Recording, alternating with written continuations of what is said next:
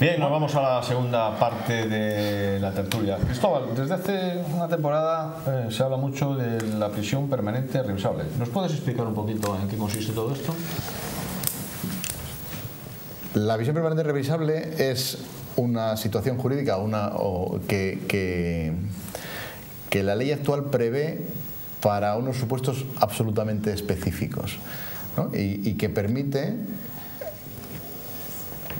que el condenado tenga que cumplir penas de entre 25 y 35 años y una vez cumplida se le pueda ir prolongando cada 2 años o por periodos de 2 años en unos supuestos muy concretos. Lo primero que hay que ver es que solo cabe en España y con la redacción actual para los supuestos de atentado contra el jefe del Estado, genocidio y, para la vida más práctica, en los supuestos de asesinato con una especie de con algunos agravantes muy específicos, como serían, por ejemplo, asesinato y violación, que es lo que le ha puesto de moda ahora con el caso de Diana Quer, ¿no?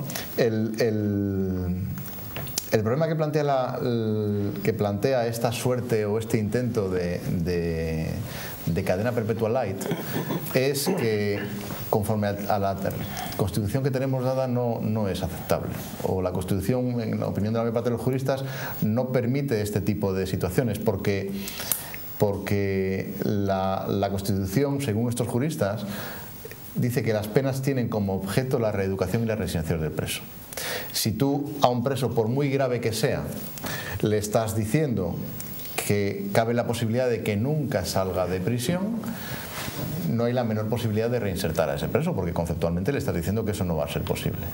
Y esta posibilidad de perpetuar o de prolongar su estancia en prisión, según estos juristas, podría ser inconstitucional.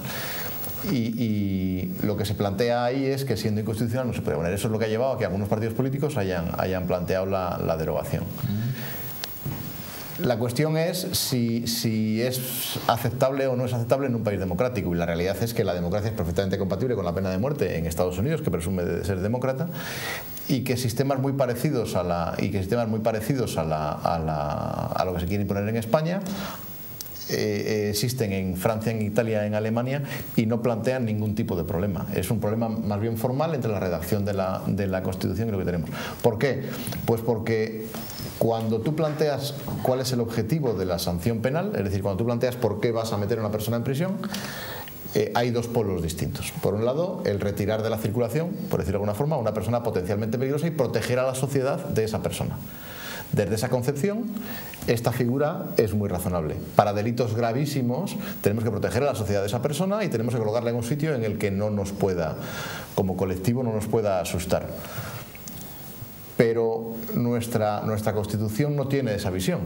Considera que efectivamente esa persona es acreedor de una sanción, pero que el objeto de esa sanción no es protegernos de él, sino utilizar ese periodo para recuperarle. Y entonces tienes que decirle que por buen comportamiento va a poder salir, que va a poder salir a un régimen abierto, que a medida que vaya reeducándose o reinsertándose va a volver a la sociedad. De todas formas, lo que a mí más me disgusta del tema de este tema es, primero, que surge en una situación de sensibilización social, y nunca se debe legislar en momentos en los que todos tenemos los sentimientos a flor de piel, porque legislar mal es como tomar decisiones, y luego que su eficacia práctica es casi nula. Yo creo que desde que está en vigor, y lleva 2 o 3 años, se ha condenado solo a una persona por un delito de esta gravedad. Y previsiblemente a Diana Quer, que es la que sus circunstancias son las que están llevando a reconsiderar esta situación, no se va a poder juzgar a esta persona al acusado por este delito, porque si no se demuestra que además del asesinato hubo violación, va a ser difícil conjugar la situación para condenarle, ¿no? Y sin embargo, es decir, con algo que no tiene ninguna incidencia práctica en la vida real, con una persona condenada que, incluso si no hubiera esta medida, probablemente se pasaría el mismo tiempo en prisión, estamos convirtiendo en un objeto de debate nacional, cuando no tiene relevancia práctica. Es la misma cuestión que otros muchos temas que los convertimos en cuestión de debate ideológico y que en la práctica no mejoran la vida de los españoles. Jorge. Bueno, sí tiene relevancia, yo creo, desde mi punto de vista es bastante importante, depende cómo usemos lo que es la lo que viene a ser una cadena perpetua encubierta, porque es una cadena perpetua. La cadena perpetua se abolió en España desde, me parece que la dictadura de Primo de Rivera. Hace mucho tiempo la hubo, ahora no la hay. Efectivamente lo hay en otros países, esto de me parece que en el Reino Unido, Luxemburgo, Austria y tal, con la excepción de que es revisable a partir de los 15 años. Sin embargo, en este país es revisable de 25 a 35. Pasan un examen que no se está muy claro cómo va a ser y luego si no le pasan pues siguen en la prisión, o sea que pueden pasarse en la prisión toda la vida. Sí, pero ¿cuántas personas en 10 años? ¿Una persona? ¿Dos? ¿Tres? Bueno, pero ahí es donde voy. Hay una cosa que, lo que hablabas antes de los delitos, yo me he procurado un poco de asesorarme sobre el tema, los delitos que cubren, ¿no? esta prisión que es para, digamos, cadena perpetua, prisión permanente revisable, y habla de genocidio, de menores discapacitados, de crímenes a menores y discapacitados, de terrorismo, de asesinos múltiples, del rey y del príncipe heredero a la corona.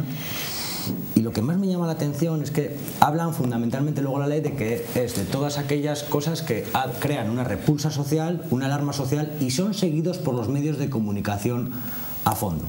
Yo me preguntaba aquí, coño, ¿y los delitos de corrupción? ¿Y la corrupción? ¿Y toda esta gente que se está llevando dinero a manos llenas, que está destrozando la economía de un país, que está rompiendo en valores a la gente joven y no tan joven de los que vivimos, que el otro día hemos visto alguno en la tele? ¿No hay de prisión permanente revisable? Te pongo un ejemplo. Hablando del plan... A ver, yo creo que hay que centrar la situación. Estamos hablando de una pena que constituye una especie de agravación de la pena máxima, que solo es aplicable para los delitos más graves del ordenamiento jurídico español. Sí. Y esos por mucho que consideremos que las actividades de los políticos son deleznables, en la escala de gravedad de los delitos está muy abajo. De hecho, muchos no tienen pena de prisión. Es decir, estás hablando, por ejemplo, un homicidio no entraría dentro del cuadro. Un asesinato tampoco entraría dentro de ese cuadro. Para que el asesinato, que aparentemente lo percibimos como lo más grave posible, entre dentro de él, tienes que combinarlo con otros delitos. Es decir, hay que centrarlo. Se trata de...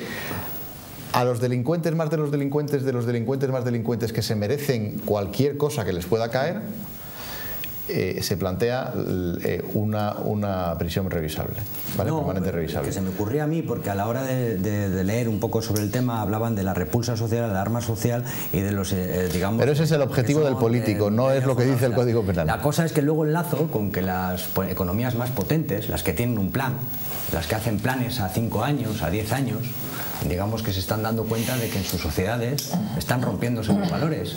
Al perder la sociedad catalizadores como la religión, como tanto la oriental como puede ser China, ya en sus códigos penales se están reformando, y aquí viene cómo efectivamente pueden llegar a poner pena de muerte o prisión permanente revisable a todos aquellos políticos o gestores públicos que me parece que estaba catalizado porque lo han cambiado ahora a China en el 2015 con $463.000.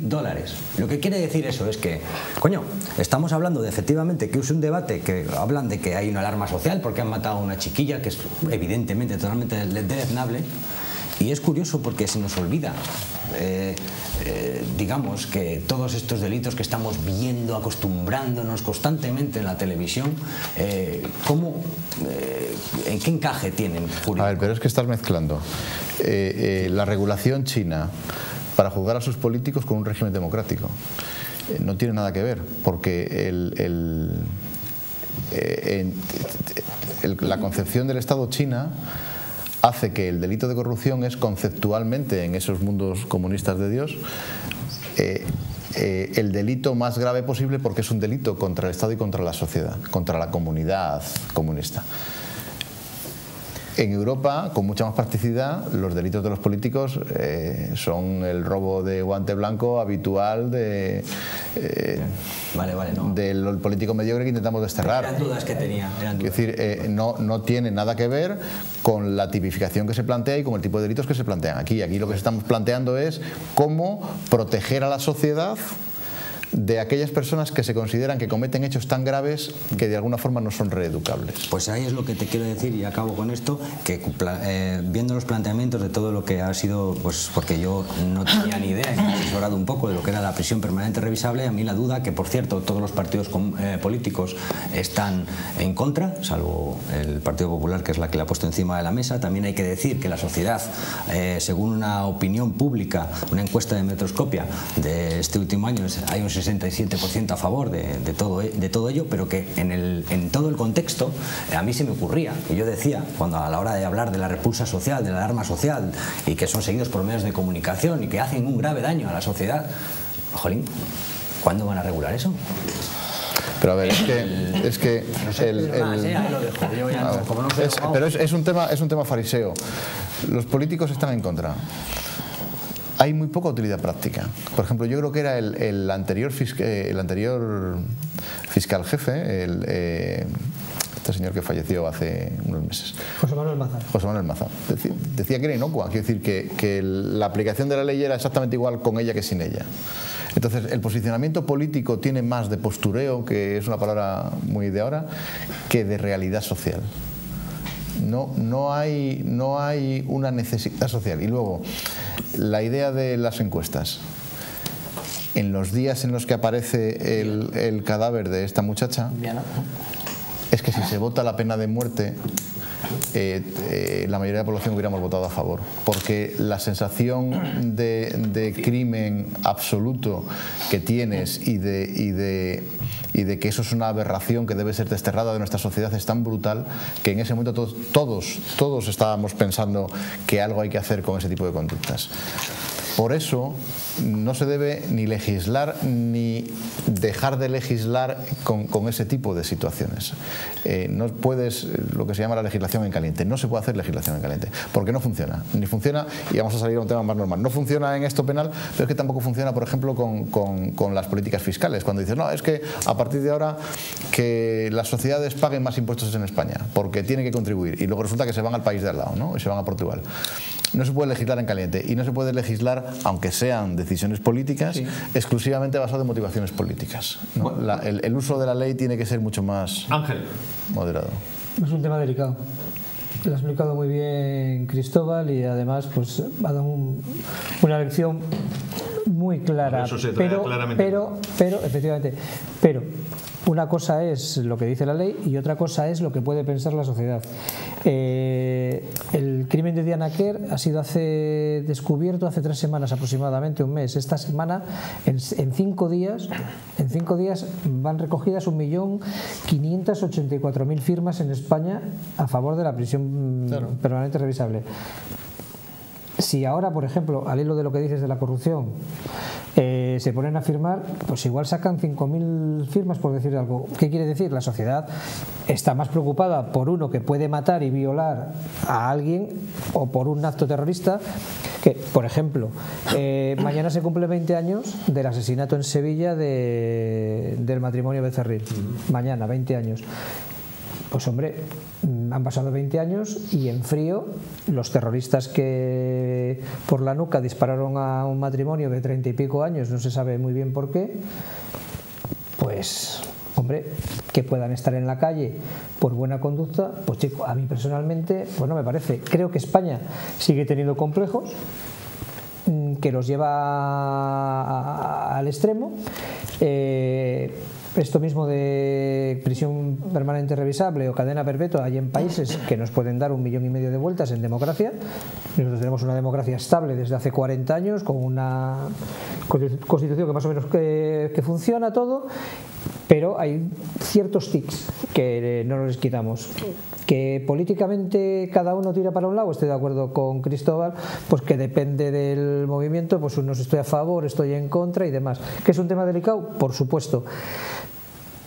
¿Y que por qué no dan un paso adelante? Porque no se atreven en realidad a hacer un referéndum o dar un paso adelante por si acaso luego la burra sale capadita, porque igual te llevas una sorpresa, porque dices tú que un 67%, has dicho, Cristóbal, creo que era un 67% a la semana siguiente a favor de la prisión preventiva revisable, pero igual dentro de 3 meses ese 67 no existe, pero existe el 52,3% y la tienes que aplicar. O sea, es muy delicado el tema y te toca la fibra, No, yo, es que por supuesto que vamos, yo estoy totalmente de acuerdo con en este caso Cristóbal, sobre todo además porque la Constitución, como él dice, está ubicada a la reinserción, ¿no? Pero bueno, vuelvo a poner encima de la mesa. Tú lo que quieres es políticos al paredón. No. China no me vale, por cierto, China es una dictadura. Yo lo que quiero es que no se juzgue constantemente y la sociedad española, en vez de dirigirnos hacia donde lo que no queremos mirar, nos pongamos a mirar lo que realmente es real. Ese es el tema. Si me permites, que es cómo es la descapitalización de un país a base de un sistema corrupto que tenemos. Eso es lo que me gustaría. Y entonces empezar a legislar de una forma responsable, como están haciendo países de alta economía, de la economía divergente, por ejemplo, y empecemos a coger el toro por los cuernos. Porque lo que no es normal, y me lo dirá, a mí me lo parece, es que estemos viendo presuntos delitos tras presuntos delitos tras presuntos delitos en la televisión y que nunca ocurra nada. ¿Pero tú crees que la descapitalización del país, si se está produciendo, y la corrupción política son proporcionales o hay una relación directa? Yo creo que una sociedad sin valores es una sociedad condenada a eclosionar. Sí, es lo que creo. Realmente lo creo. De hecho, no lo digo yo. Lo dicen sociólogos, filósofos... Pero no tiene nada que ver una sociedad sin valores con una sociedad descapitalizada. Son cosas distintas. Quiero decir, una cosa es que estemos en el ocaso de la civilización occidental, si quieres verlo así, que puede ser una opinión, o en una situación de crisis, y otra cosa es que si el país está capitalizando o descapitalizando, y si las políticas económicas que se utilizan capitalizan o descapitalizan.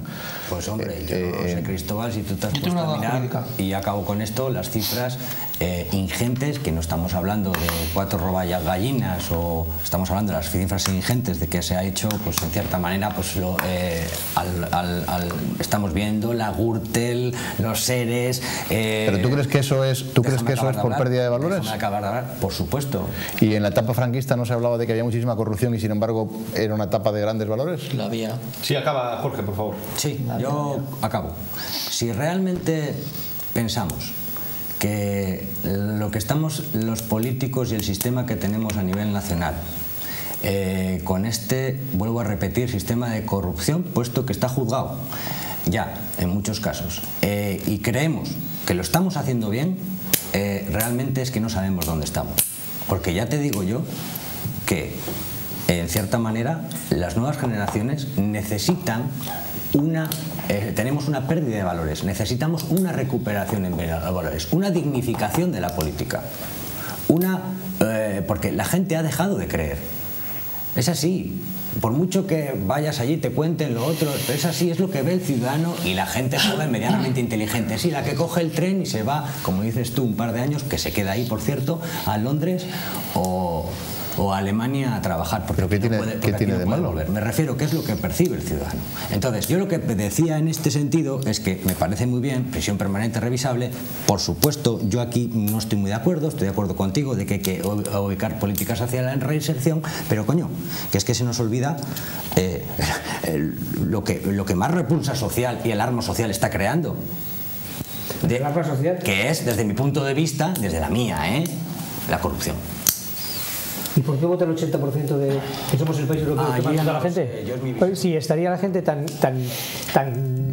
con un malestar tan exagerado, ¿tú no crees que no está irías ese a malestar votar? o qué? Sí, pero luego yo creo que hay un malestar, pero que ese malestar... Eso sí. Yo creo que los ciudadanos... Bueno, sí, pero luego el ciudadano... ¿Qué vota? ¿No menos malo?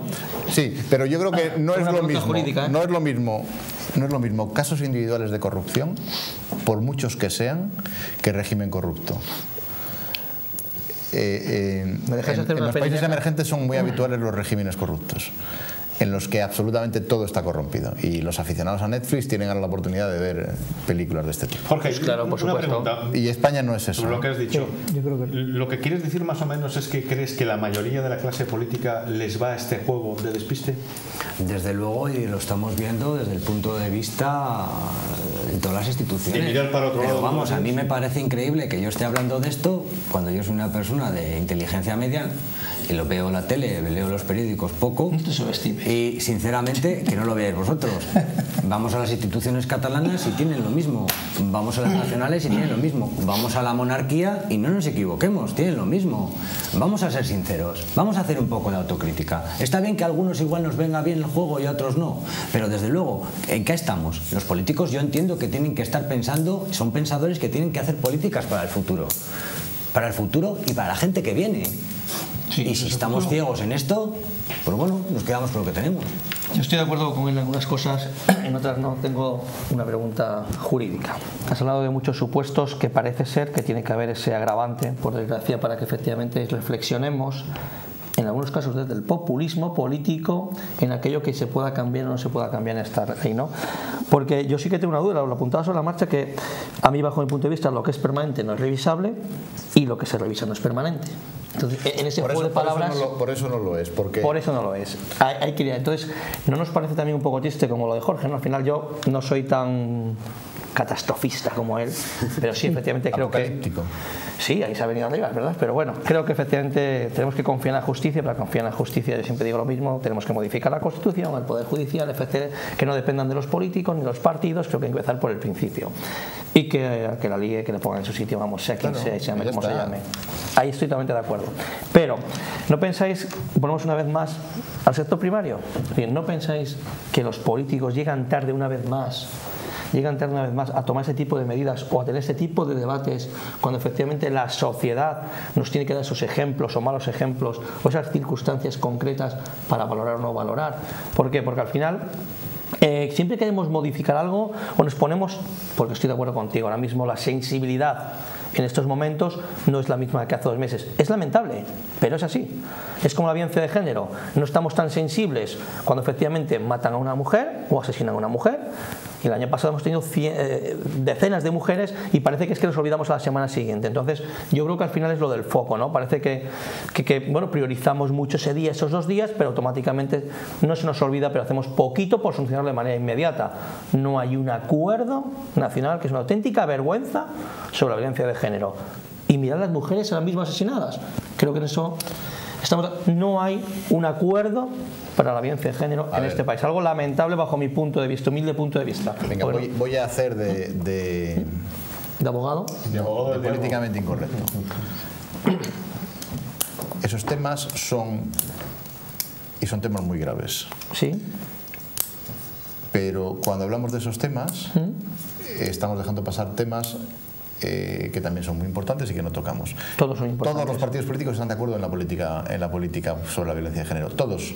Pero no solo todos, sino que ya se está convirtiendo en un lugar común. Bueno, o sea, no hay político. Yo eso no lo compro porque en política un tema tan grave como antiterrorista había algunos partidos que no estaban de acuerdo. No hay político al que preguntes en España sobre la violencia de género que no te responda exactamente lo mismo que el de al lado. Exactamente lo mismo. De hecho, la sensación que da es que todos tienen el mismo asesor de prensa y todos leen exactamente el mismo papel. Todos dicen lo mismo. Todos se concentran en los mismos sitios. Yo no sé si me has contestado justamente lo que quería para decirte. Yo no sé ¿Sabes si lo que piensa Jorge? Que efectivamente todos pensamos lo mismo y nadie hace nada. Es que es un poco también el mensaje de la sociedad que él dice. En la violencia de género yo creo que sean los resultados buenos o malos, se está haciendo. Se está trabajando mucho. Muchísimo. Y bien. Muchísimo y bien. Muchísimo. Eso es verdad. Pero y en esta comunidad el traerlo a la discusión continua de la primera página del periódico permanentemente en un tema cuya discusión es pacífica y en la que el trabajo que se está haciendo yo creo que es razonablemente bueno, sirve igual que la discusión sobre la prisión permanente revisable, que ni es permanente ni es revisable, para que hablemos de estas cosas que son inocuas para la vida política y no hablemos y coincido contigo en que el ocaso de la civilización horizontal es probablemente a largo plazo el tema más grave al que se enfrenta Europa. Más no hablemos de lo que imaginamos. No hablemos de eso. Porque no vuelvo a hablemos repetir lo mismo que hemos hablado antes. Digamos que la era tecnológica nos ha hecho de que lo que teníamos que ir antes a por la vaca, cogerla y venderla, ahora mismo con un botón se multiplica la acción de consumo, de dinero, de creación. O sea, va más rápido. Y lo que le quiero decir con todo esto es que hay otro tipo de países, que es lo que te quería decir simplemente, un poco leyendo artículos a nivel internacional, que están en la vanguardia de la economía global, mundial, pues que tienen plan. Tienen un plan a 10 años, a 5 años. Se ponen todos de acuerdo. No, los políticos van a hacer su trabajo y lo hacen. Y dicen, ¡ay, hay corrupción! La quitan. O por lo menos la minoran. Y aquí, sinceramente, estamos en un país que nos pasamos todo el día de un lado a otro, echándonos las culpas, no sé de qué, no nos ponemos de acuerdo en absolutamente nada y encima lo más increíble de todo es que no vemos las obviedades, que es lo que acabas de decir. Efectivamente, hablamos de cosas inocuas y legislar lo que realmente nos está descapitalizando, que es la corrupción, porque nos descapitaliza. Mucho del dinero que se va en corrupción se puede generar en otras cosas. Pero yo no creo que la corrupción a día de hoy sea un problema. Te puedo incluso llegar a aceptar que el proceso de construcción acelerada de infraestructuras y de edificación generó un cierto porcentaje de corrupción en los años atrás, pero yo creo que ese proceso ha pasado y yo no tengo la sensación de que nuestra sociedad sea corrupta. No tengo bajo ningún concepto esa sensación, bajo ningún concepto. Creo una sociedad, creo que no hay funcionarios corruptos y si hay alguno que no lo sé, tiene que ser absolutamente la excepción. Y creo que hay poco político corrupto. Poco, porque no hay margen para eso. Y a partir de ahí, sí es verdad que estamos jugando cosas que ocurrieron hace 20 años o 15 años. Es un dogma de fe, Cristóbal. Yo no te compro... No, es una creencia, pero es una creencia que sale de la práctica. O sea, yo no veo una sociedad corrupta, no la veo. Sí veo una sociedad de amigos, una sociedad con preferencias muy a la española.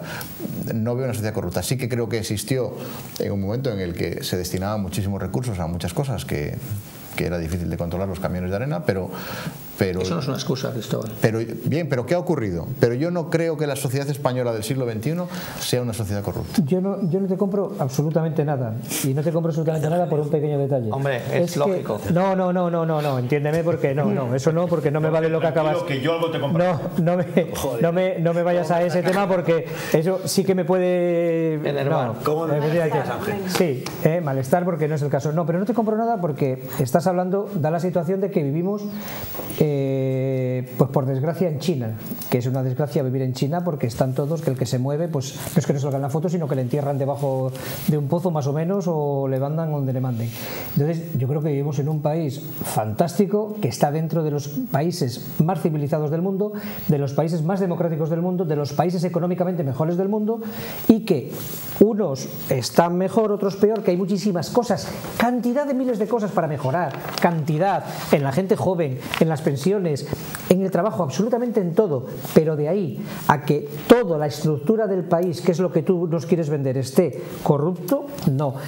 Vamos a ver, hay un grupo de gente que puede pertenecer a cualquier partido político, pero también puede pertenecer al gremio de albañiles, al gremio de toreros o al gremio de lo que sea, que hace algo mal, que puede ser corrupto, lo que quieras. Coincido con Cristóbal, que quizás hace unos años, y que ha sido escandalosa las cifras de esas 4 personas de este partido, de aquel sindicato, de aquella empresa. Estoy de acuerdo, te puedo comprar que ha sido escandaloso, inmoral y obsceno, pero de ahí a que toda la sociedad, a que toda la estructura de España como nación esté corrompida, que das el ejemplo, que da la sensación de que estamos como en países que todos sabemos en una zona del mapa mundi, que eso sí es una estructura más o menos corrompida de abajo arriba, desde el funcionario al policía, al otro, hasta que llega al presidente de gobierno. No me vale, yo no te puedo comprar eso de España, no te puedo comprar eso de mi nación, absolutamente para nada, ni de la monarquía, ni de los partidos políticos, que creo que el 95% de los políticos son honrados a carta cabal. O sea, estoy plenamente convencido. Estoy convencido de la gente de los sindicatos. Estoy convencido que es que, por regla general, ahora que hay gente corrupta, por supuesto, gente mala también. Eso sí, igual el corrupto se ha llevado lo que no está en los libros. Necesita un barco para llevar todo. Eso, pues vale, eso sí te lo puedo comprar, hombre, pero no tan apocalíptico como que madre de y ahora hablemos del empobrecimiento de la clase media. Yo acabo por un inciso porque evidentemente no es tan apocalíptico que sean todos. Decía Aristóteles que la virtud solo se puede predicar con el ejemplo, puse yo aquí el otro día. Y lo que quiero decir con esto no es que he dicho que toda la sociedad, porque claro, no, a ver si me voy a... de que toda la sociedad esté corrupta. Lo que sí quiero decir es que los que tienen que dar ejemplo, las instituciones más importantes de este país, en las que son las pilares de las constitucionales, la monarquía, digamos que, bueno, pues déjame acabar de hablar. La monarquía, hombre, bueno, déjame acabar de hablar. Patinar bien. La monarquía y los ejes más importantes de la sociedad. ¿Pero lo ha hecho o no lo ha hecho? Sí, no, en mi opinión no. De la sociedad española. No. Joder, pues menos mal. No han predicado con el ejemplo. Nada más que es eso. Yo no estoy diciendo, no han predicado con el ejemplo y es un hecho. Y podemos yo creo que la clase... discutir que sea o que no y lo que queráis. Es un hecho. Yo creo que la clase política es más mediocre que corrupta.